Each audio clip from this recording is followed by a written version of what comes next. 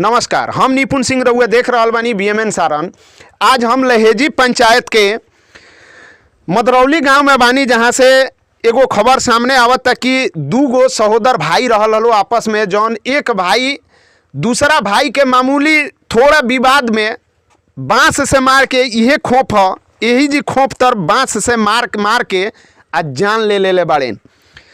मोतीचंद राम अपना भाई के विजय राम के यही जी यह खोप बार हुआ देखा तनी कि एजा बांस से रात में मार के जान ले बाड़े। आई ओ विजय राम जी के परिवार बानी, लड़की बानी, जौन के भी मार के घवाइल कइल गइल बा अपना भाई के द्वारा ही। आई यहाँ से जानल जाई कि कैसे का भइल, का मामला रहल, पूर्व से कोनो ऐसा का विवाद चलत रहल का कि जौन के चलते एक भाई अपना खास सहोदर भाई के जान के दुश्मन हो गइल।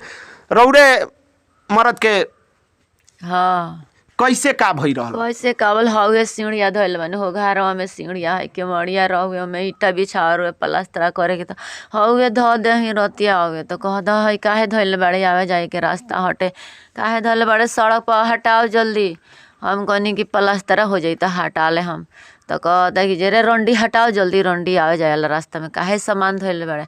हम जे हमारे के रंडी न तो अपना मेहरारू के कह तार मेहरारू रास्ता में चूल्हा धइले बिया, पर्दा लगौले बिया, यहाँ से वहाँ तक ले सामान धरेले सुतेले। हम कहे जाइले आ हम तनी मन ध दिल में तो तू हमारे के इतना बात बोलते रह। अपना मेहरारू के कह ना रंडी भगठी हे जे ठाड़ा रह, हे जगह ठाड़ा रह, ये जगह से झोंटा खींच के हे जगह लसार के मर गए।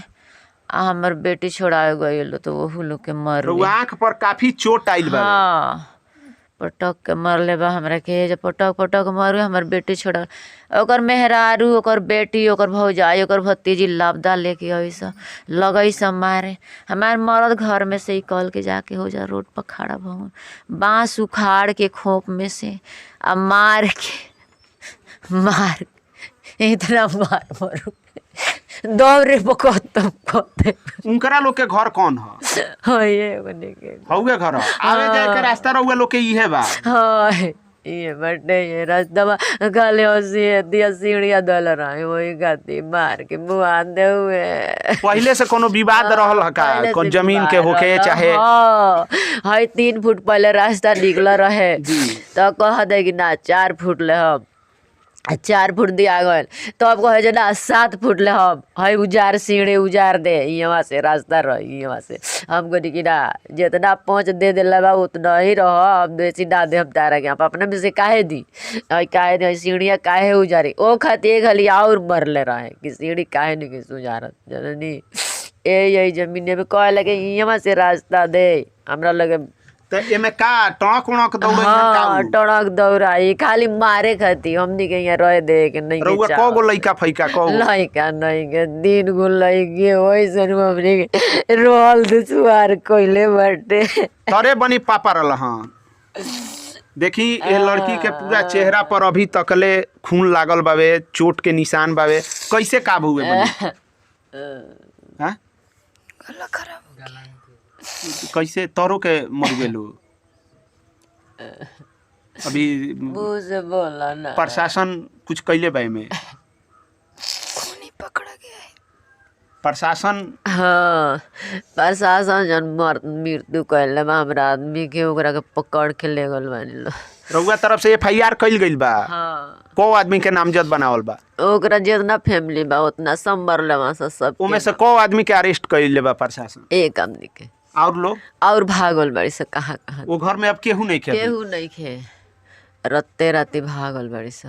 राउर लइका लागी लोग का उहो हाँ ई तो बुआ है सुन के आइल बानी सब है नेउतर है खानी बानी लो ननद हाइल सब सुन के आइल बानी। उ माने राउर पटीदार हवन कि आपस? हाँ पटीदार ससुर के माने भाई के पटीदार भाई हन, तीनों भाई हन। अच्छा जानकारी हमारा नैहर माने हमने के इहो राउरे लड़की है। रउआ देख सकतानी कि जे विजय राम जी जे बानी उहाँ के मात्र 3 गो लड़की रहल। आ देखी कि मामूली है रास्ता के लेके, जबकि पीच रोड हो दे बावे आ आपसी पटीदार के 3 फीट के 4 फीट के गली के रास्ता छोड़ल बावे, जौना में से केहू के आवे जाए के बाद तो वो रोड पर उतर के पैदल आ सकत हवे। सामने रोड बा रउआ देख सकतनी। केहू की यहाँ कहीं भी ऐसे ही होला कि रोड रउआ सामने बा, रोड से रउआ आ सकतनी अपना घरे। आपसी इलो पटीदार बालो, एक खून के इलो पटीदार बालो। एमे पैदल आवे जाए खातिर खाली मामूली बात के लेके बांस से मार के ये तीनों लड़की सन के अनाथ कर दिहल गईल। यहाँ के मांग के सिंदूर उजाड़ दिहल गईल। बनी तू कहाँ रहलू? हम अपने बुआ के घर पे रहते थे। अच्छा जी, हम आज आए हैं सुने। अच्छा। तो हाँ। तब ई पापा से तारा भेंट मुलाकात भउए? नहीं, हम आए तो वो उनका लाश पड़ा था बाहर। अच्छा, हम्म। प्रशासन पोस्टमार्टम खातिर ले गई रहे? जी जी, पोस्टमार्टम के लिए लेके गए थे अभी वो। प्रशासन से तू लोग का चाहत रू लोग, का मांग बावे? हमारे घर में एक जान गया है जी। और जान के बदला हम जान चाहते हैं। जी। अभी तन के त तीनों आदमी के शादी बियाह हो जाई, भाई भी नहीं खे तारा लोग के। नहीं। फिर ई वर्चस्व के ही एगो ई लड़ाई बा कि हमार बात ना मान लेन तो हम मार देहनी। हाँ, ई एगो वर्चस्व के ही लड़ाई बा। हाँ, एगो हमरा लड़की के दिन धइल बावे। अच्छा, नवंबर में शादी बाटे। उ लड़की और कहाँ बा? हाँ, सुतल बड़ी। बुलावा हो उनका के, तनी बुलाओ तो बनी। बुलावा। उहे लड़किया के शादी के दिन धइल बावे। कब के दिन है? महीना नवंबर में बा, 29 तारीख के दिन। यही नवंबर में। हाँ, रउआ देख सकतानी कि विजय राम जी जे बानी वहाँ के मात्र 3 गो लड़की बाड़ी सन। वो तीनों लड़की में जौन सबसे बड़ लड़की बिया, वो लड़की के शादी के दिन भी धराइल बा यही नवंबर में। अब रउआ सोच सकतानी कि आज अक्टूबर के 7 तारीख ह, 16 दिन के बाद काम कजिया होई। लमसम ई महीना ख़त्म ही हो जाई। ओकरा बाद अगला महीना में इहे लड़की के हेने आ जा बनी, इहे लड़की के शादी के दिन भी धराइल बा। ई बताव अब तारा शादी में पापा तो तार रहियन ना, ये चीज़ के कितना तू तारा ज़्यादा ना बोलेली? हाँ, देखी लड़की सदमा में बिया। जौना लड़की के शादी होखे के बावे अगला महीना में नवंबर में, वो लड़की के भाई भी नहीं खे, एगो मात्र बाप सहारा रहन। वो एगो देहाड़ी मजदूर रहन जौन की गांव में मजदूरी कर करके खेती। हाँ, विकलांग भी रहन।